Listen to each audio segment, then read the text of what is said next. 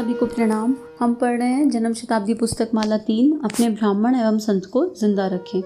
और गुरुदेव पिछले स्वाध्याय में हमें मौन का अर्थ बता रहे थे और कह रहे थे कि हमने अपनी वाणी को जो है विराम दे दिया और अब हम जो है अनावश्यक रूप से अपनी वैखनी वाणी को खर्च नहीं करेंगे। हम जो है बेकार की बातों के जवाब नहीं देंगे, लेकिन हम ऊर्जा शरीर से इतने एक्टिवेट हो गए हैं कि आप जब सही कदम सही दिशा में कार्य करोगे तो हमारी पश्चिंती और मध्यमा वाणी आप तक पहुंच जाएगी, टेलीपैथी वाली वाणी। अब सबसे पहले परम पूज्य से प्रार्थना करते हैं कि हम भी मौन के सही अर्थ को समझ सके। मौन मतलब क्या गुरुदेव यहाँ कहना चाह रहे हैं? खाली वाणी के मौन की बात नहीं है, मानसिक मौन की बात है। हम दिन भर इतना विचार करते हैं और बिना मिथ्या विचार जिसकी आवश्यकता नहीं होती, और दिल मन से भावनाओं से किसी का हित सोच रहे हैं, तो वो सब उन सब से भी मौन होने की यहाँ आवश्यकता है। ये गुरुदेव हमें अपने एग्जाम्पल से समझा रहे हैं। और आज मन पढ़ने से पहले ही मन हैवी है। अभी उपासना समर्पण योग पढ़ रही थी और ऐसा लगता है कि गुरुदेव को जब पढ़ो तो ऐसा लगता है गुरुदेव अंदर ही उतर गए। ऐसा कभी कभी पीड़ा का अनुभव होने लगता है। गुरु की बड़ी कृपा होती है और उनकी पीड़ा का एक ही कारण है, उनके बच्चे उनके बताए मार्ग पे नहीं चल पा रहे। तो हम सब बस गुरु के मार्ग पे बताए, गुरु को मान लिया, गुरु की मानने लगे, उनके बताए मार्ग पर चल सके। गुरु तत्व एक बहुत बड़ी शक्ति है। गुरु एक व्यक्ति है ऐसा नहीं है। गुरु केवल मात्र एक विचार है। तो कोई भी गुरु हो जीवन में, जो भी जिसे भी आप गुरु मानते हो, सबने बात एक ही करी है। तो हम अपने गुरु की बात को मानने लगें, समझने लगें और उस पर चलने लगें। इसी प्रार्थना के साथ आगे का स्वाध्याय। साथियों, हमारे मौन धारण करने का एक और कारण है। आप यह मत सोचिए कि मैं अपना प्याऊ बंद करने जा रहा हूँ। हमारे बच्चों को खिलाने का शौक़ है। हम वह बच्चों को प्यार करना, उन्हें गुब्बारा देना बड़ा अच्छा लगता है। स्वयं घोड़ा बन जाना तथा बच्चों को पीठ पर बैठा लेना और घुमाना बहुत प्यारा लगता है। हम जो भी सहायता आपकी कर सकते हैं वह अवश्य करेंगे, परंतु आपको भी स्वयं में संवेदना पैदा करनी होगी।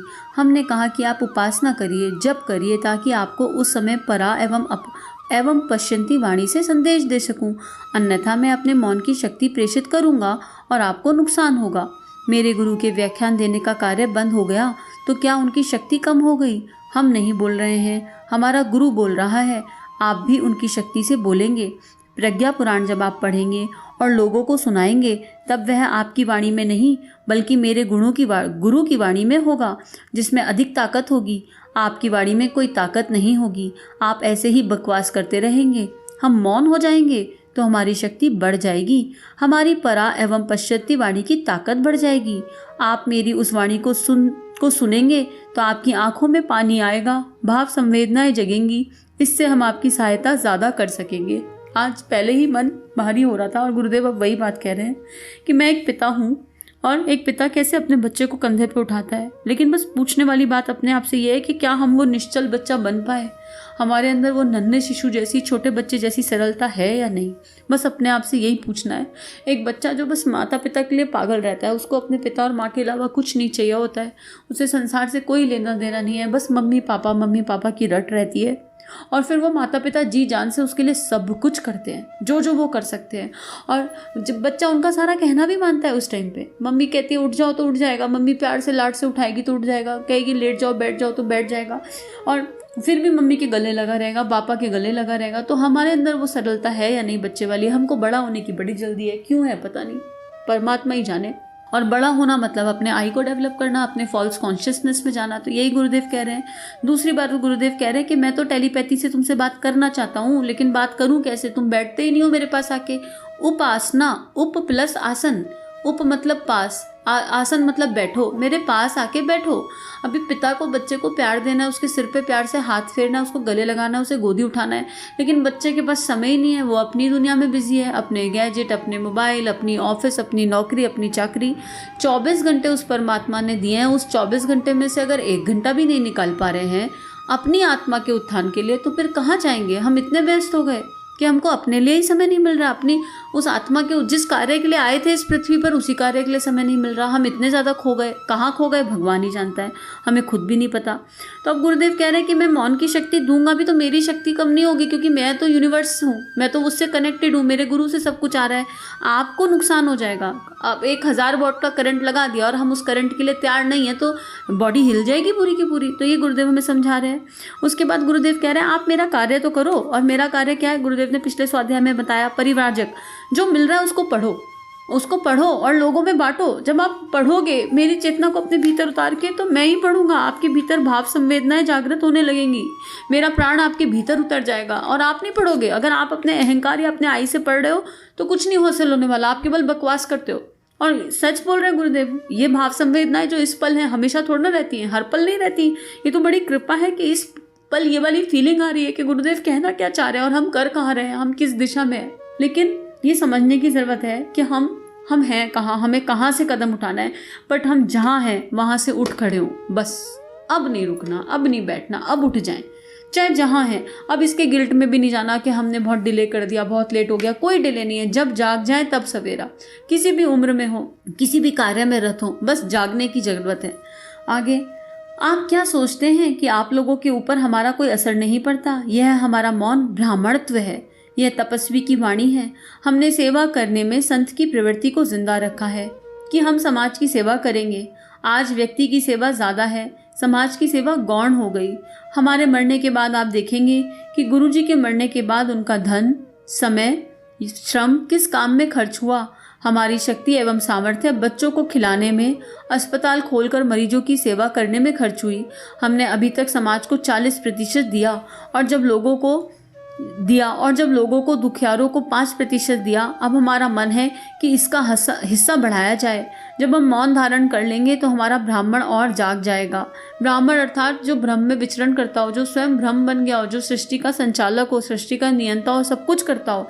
ये गुरुदेव बोल रहे हैं। और गुरुदेव बोल रहे हैं हमारे मौन में जाने के बाद हमारी शक्ति बढ़ जाएगी। अभी जो हमने महसूस किया है वो 40% है और हमने गुरुदेव को कितना महसूस किया है ये हमारी चेतना पर निर्भर नहीं करता है। गुरु की शक्ति है, गुरु किसको किस पर कितना प्रकट कर रहा है। गुरु हमारे ऊपर, हमारी चेतना पर अपने आप को जितना प्रकट करना चाहे उतना प्रकट कर देता है।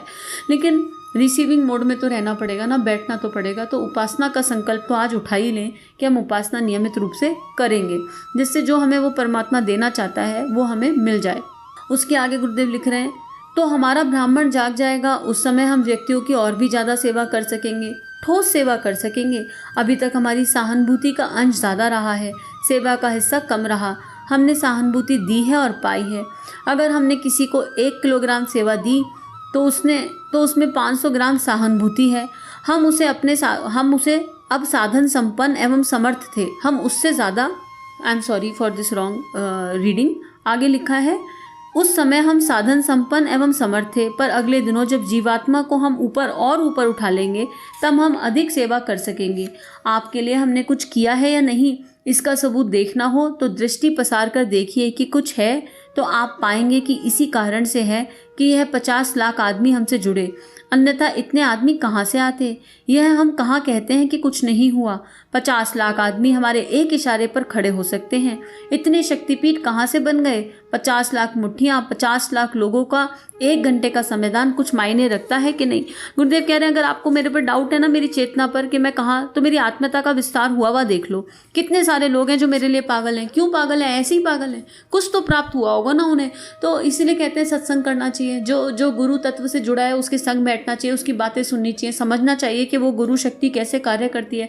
यूं ही इतना बड़ा गायत्री परिवार खड़ा हो गया, यूं ही इतने बड़े बड़े संघ खड़े हो गए। खाली गायत्री परिवार क्यों, जहाँ भी गुरु शक्ति कार्य कर रही है, इतनी बड़ी संस्था आर्ट ऑफ लिविंग यूं ही खड़ी हो गई। ऐसे नहीं खड़ा होता कोई ना कोई। उस चेतना में ताकत होती है, उस चेतना के पास वो फ्लो होता है जो लोगों को अपने भाव में ले जाता है। क्यों? क्योंकि वो गुरु चेतना आत्मा को स्पर्श करती है, हृदय को स्पर्श करती है, हर परिस्थिति से बाहर निकलने के लिए मनोबल देती है, संघर्ष की वृत्ति डेवलप करती है, लो नहीं होने देती, गिरने नहीं देती, गोदी में उठा के चलती है।